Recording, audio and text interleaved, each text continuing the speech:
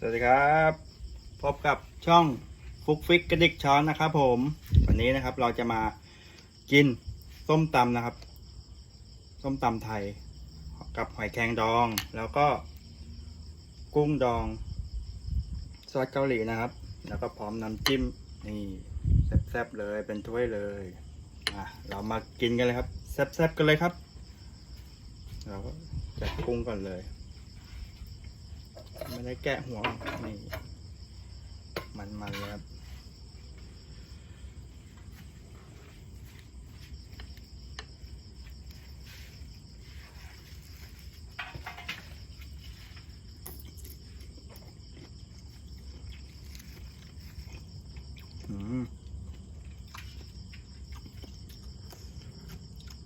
อร่อยนะกุ้งนี่ดองเองนะครับ2 วันได้กินแล้ว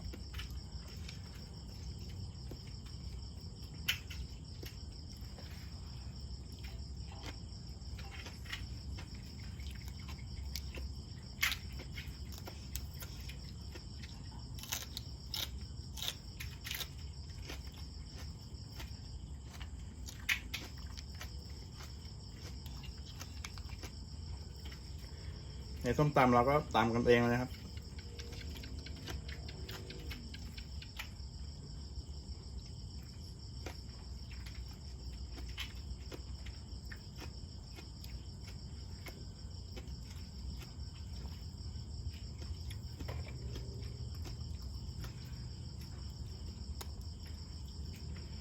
นี่นะครับห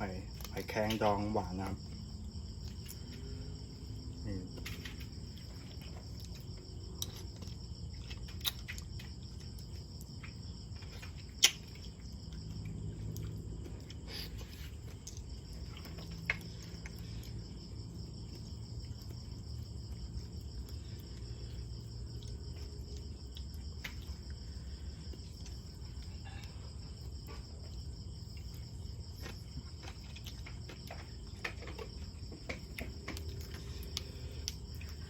ส้มตำนี้รสแบบเปรี้ยวหวานเลยฮะผมชอบรสนี้ครับ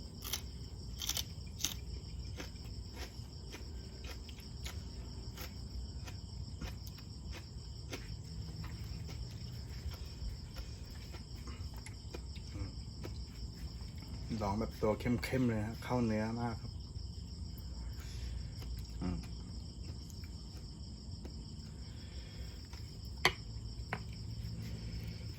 จิ้มแบบเน้นๆเลยครับ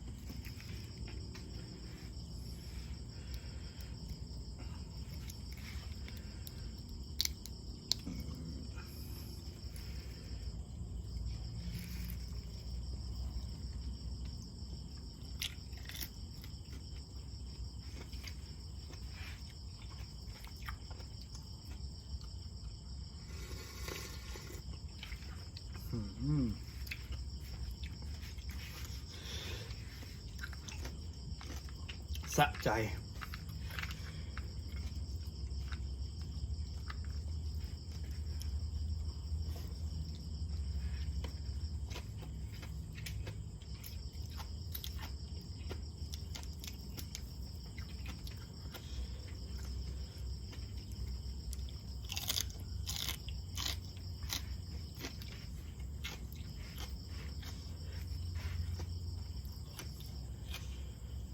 มะเขือเทศไข่ปลานะครับ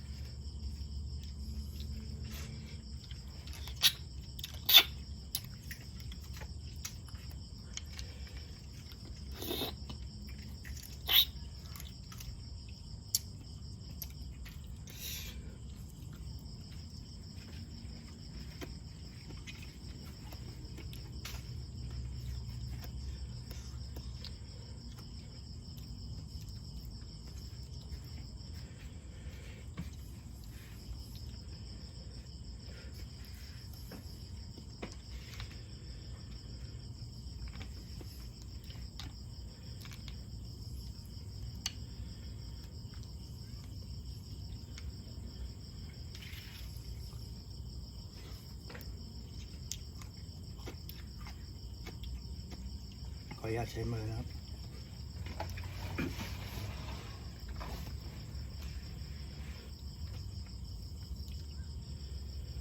นี่ตัวใหญ่ครับตัวใหญ่ๆกันเลย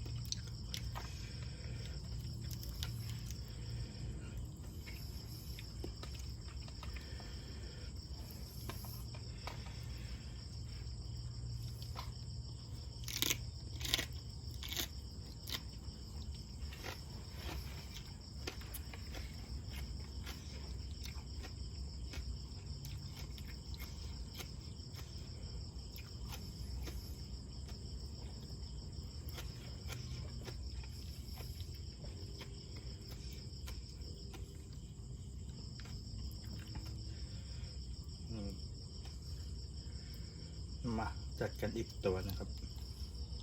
โอ้ยมันทะลักนะครับ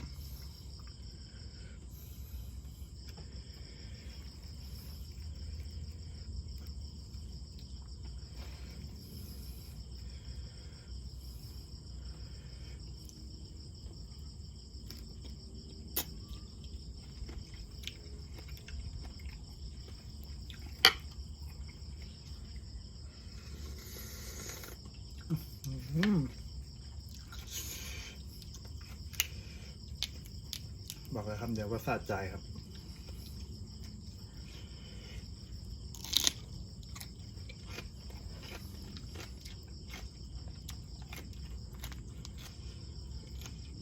อากาศร้อนนะครับลมไม่มีนะครับ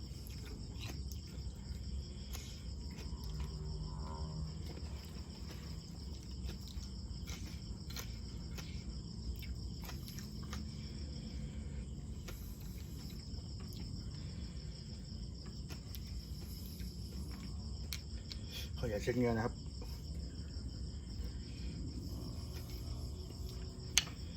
แซ่บด้วยครับร้อนนะครับ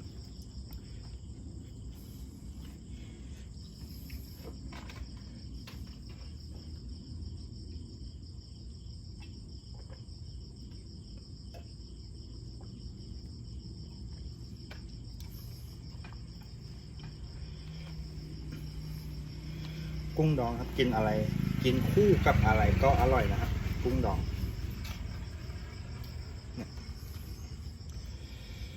เป็นเมนูที่แบบทำกินบ่อยนะครับ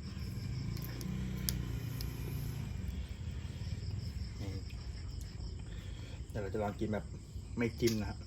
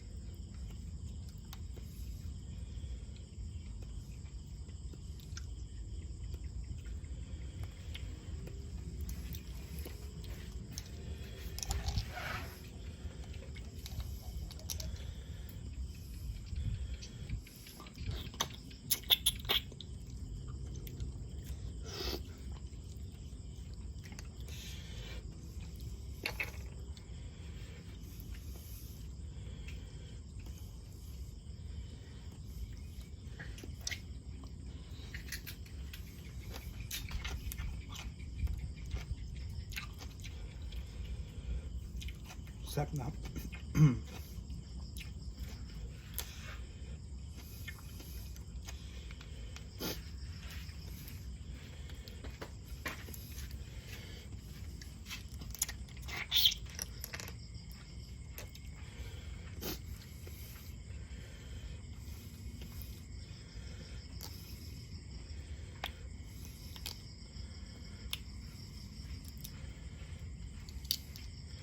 ตัวไม่เล็กไม่ใหญ่นะครับ ตัวกำลังดีนะหอย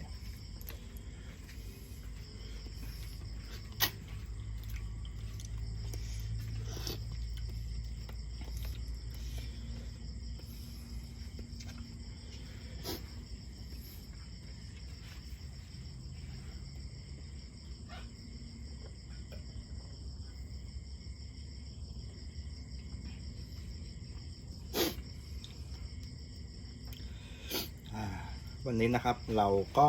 มากินกันพอหอมปากหอมคอนะครับ วันนี้นี่นะครับฝากติดตามช่องด้วยนะครับ ช่องฟุกฟิกกระดิกช้อนชาแนลนะครับผมอย่าลืมกดติดตามกด Subscribe ด้วยนะครับ เพื่อเป็นกำลังใจให้ช่องเล็กๆของผมนะครับ วันนี้นะครับ